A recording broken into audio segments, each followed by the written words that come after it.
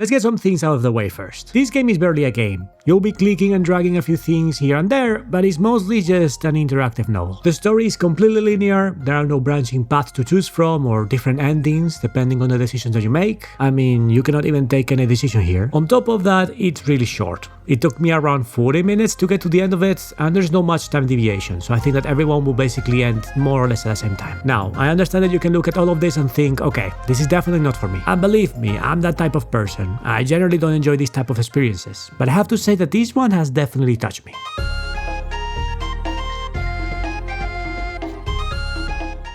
The reason that I got it in the first place was double. It is a Switch 2 exclusive, which there are not that many of them so far, and the art direction is made by Taisuke Kanazaki, sorry if I just mispronounced the name, who's best known, at least for me, for being the artist behind Hotel Dusk, which is one of my favorite DS games. And the other reason is the art. Man, the art is just amazing here. It's definitely the star of the show. You're able to see it already, so you can probably tell how absolutely beautiful it is. Now, this title is divided in chapters, each showing us a part of a woman's life and her many ups and downs during the years. There is no voice acting or dialogue, it's all told through some beautiful drawings that are very slightly animated and the use of very clever cues to hint us towards what is going on in her life. It helps that she also partakes in drawing, painting and even photography, so we get to see some of her personal stuff from time to time. All of this ends up playing a pretty big role in the story, which I really liked. The story itself is very human and heartfelt. The story doesn't really tell anything that we haven't seen before, so it doesn't hugely innovate in that aspect. But just like with anything else, how much this game is going to personally affect you and therefore move you is going to be extremely dependent on how open you are towards something like this, the current moment of your life, and many more aspects. I have no doubt that after spending €8 on it, many people are going to be let down by how short it is or